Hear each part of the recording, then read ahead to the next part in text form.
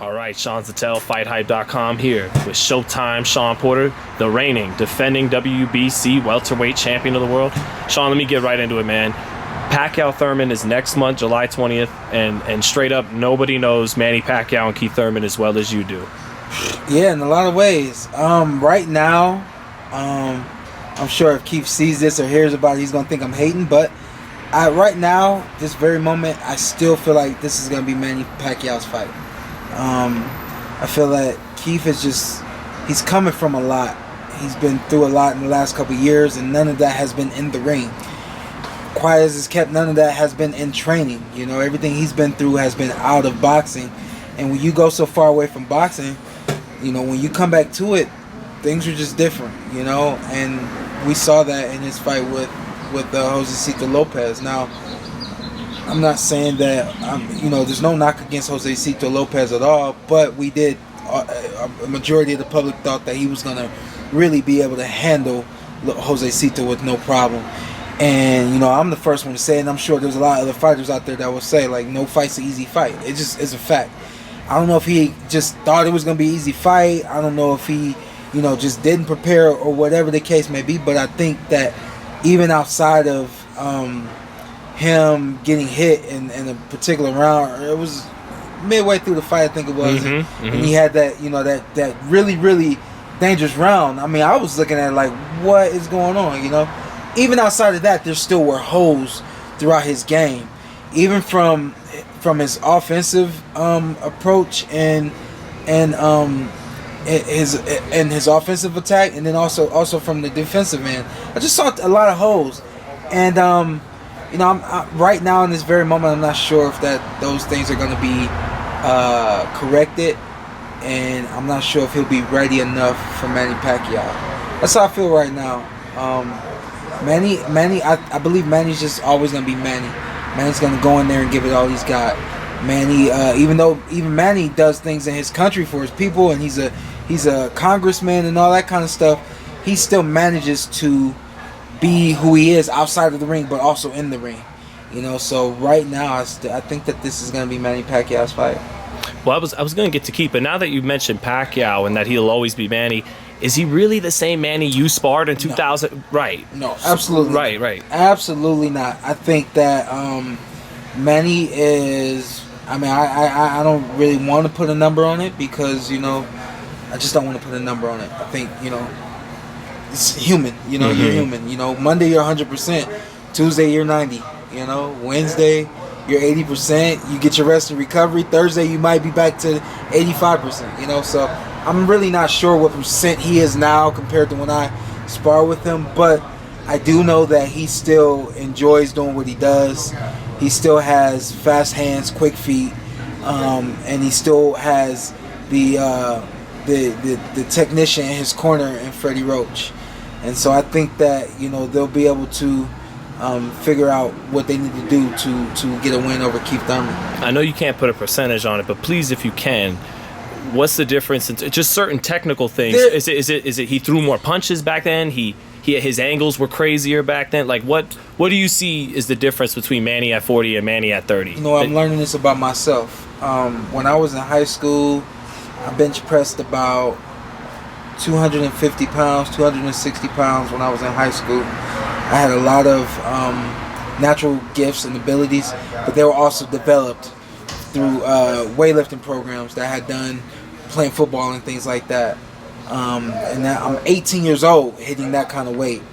You know, fast forward, I'm out of school and I'm just strictly boxing. And, you know, the further I get to boxing, the further away I get from strengthening programs and things like that. And then you look up now, I am getting up 225 pounds now. Only 225 pounds. But I'm working on it. And I'm working my way back 250 to 260 pounds. And that is, I'm about a couple months away from my next fight. So we look for everything to be in order by then. But I'm saying all that to say that we all have a lot of God-given abilities. And if we don't continue to work on those God-given abilities, they will start to decline. And if no one is there to help us realize that and help us to maintain and help it come back to the way it once was, then we may lose those things. I do believe that Keith has gotten weaker, not stronger, as a fighter. I think that his punching power has gotten weaker, not stronger. And I do think that a direct contributor to that is him getting older and not being something that he has not worked on. And the same thing goes for Manny Pacquiao. He's gotten older, so his speed is not the same. His power is not the same. Even his foot speed is not the same. The ring IQ is still there, which gets him by. It's going to always get him by. You know, when you're intelligent, your intelligence is something that no one can take away from you, you know? So I think that that's on his side as well, you know? But we talk about what's declined, everything, because he's gotten older. Right. And if he's not directly focusing on certain things that he wants to be, that he once was great in, then those things are going to decline as well. But it sounds like you think Manny stayed on top of those things so his gifts don't get away from him. He stayed on it more stringently than Thurman has. Is that what? I would say, from what I'm looking at, I think that his power has declined. Manny Pacquiao. Mm-hmm. I think his power has declined. I think also his speed has declined. I think that the thing I really think has declined is his that vicious mentality that he used to have. It was almost like a seek and destroy whenever he was in the ring. It's, you know, but that seems to have gone away as well, you know. So I mean, when you're not hitting guys or not falling down the way they used to, or you're not even able to get the guys the way you used to, things like that, then you may even that approach to the game changes for you as well, you know. So I think that Manny is still very quick, very fast, very he's still powerful, but everything has really declined over the years. But if I'm comparing it to Keith Thurman, Keith being the younger fighter, he's more than likely is more powerful At this stage? Yeah, Keith was always a heavy hitter. But you know, if you look at his career when he first turned pro to now, I don't know. I can't really call the number of fights since his last knockout, but it's just not there, you know. And that's a lesson for him. Like, yo, you got a little bit of time left. Get on it, you know, because whether you realize or not, these things are declining, and it's just a part of life. So just comparing the speed and power, the stuff you're blessed with, did Manny have more of that than Keith, at least when you sparred him? Was he faster and hit harder? Man, I'll tell you what. I mean, we were just reminiscing on my fight with Keith. And I mean, that was a hell of a fight. I would say, if anything, it was the same. I think both guys were the same. When I fought Keith was on top of his stuff. Mm-hmm. He was fast. He was sharp. Made the right moves. You know, all the good stuff that you love to see from Keith. And then on the other hand, Manny, I remember there being points, you know, in camp where, you know, I was here and I'm like, this is Manny, but then Manny was here, and it was like, whoa. And then, like, now we're both like raising our levels, and our sparring sessions were extremely competitive, you know. And I think both were they like fights? They didn't get quite that to that level, but they were rearing that level for sure. Yeah. Well, because I hear you. Like, he really didn't look like the same one time that fought you when he fought Josecito. Yeah. But then I think of Tyson Fury. Yeah. And how he didn't look good, but then all of a sudden he shows up for Wilder, the big opportunity, and he's 100% again. Now, when I first heard the fight was signed and everything, I was like, okay, I'm going with Keith. Right. Keith is going to get up for this one. Right. But then, you know, again, I'm not only speaking on from what my eyes see, I'm also speaking on experience. After my fight with Ugas, I took a week off, and then I was back in the gym the very next week. No fight date, no reason to be in the gym or anything like that at all. But number one, I'm in shape, so I want to hold on to that. But also, I knew that the further I got away from being in the gym, the closer I got to my family and the couch and you know, football, basketball, whatever's on TV, and going out to eat and things like that, the further I wanted to be away from boxing.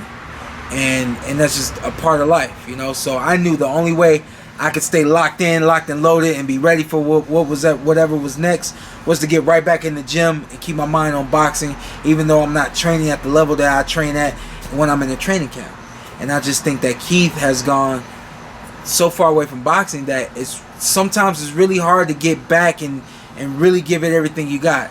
And I mean, he knows what he did to get ready for Jose Cito Lopez, and he knows what he didn't do, you know. And I know that he's got to do 10 times, 100 times more to get ready for Manny Pacquiao. And the question is he ready to do that? And like I said before, a lot of times it's really hard to come back to something once you get away from it and you get interest in other things, you know. And that's coming from somebody who's been healthy and was training and all that kind of stuff, you know. But I had a son and everything, and the house and all that, and wanted everything to be perfect and enjoy that you know, I took some time away from the ring. And you know, when it was time for me to come back, I really had to really get myself back going. You know, it got to a point where I moved out of the house, you know, and there were a few nights that I thought about sleeping at the gym. I didn't sleep at the gym, but I said I had to go that far to get right back to where I was before I fought Danny Garcia, you know. And so I just know that, you know, it has to be a concentrated effort and a conscientious effort in order for you to get back to, you know, you being the Keith Thurman that you once were. Well, you know, we call it the eye of the tiger. You know, that's the old phrase, because it seemed like people, and it's not to talk on Keith's life, you know, God bless Keith, but it seemed like that's what he was struggling with when people were speculating, getting married, falling in love, finding love.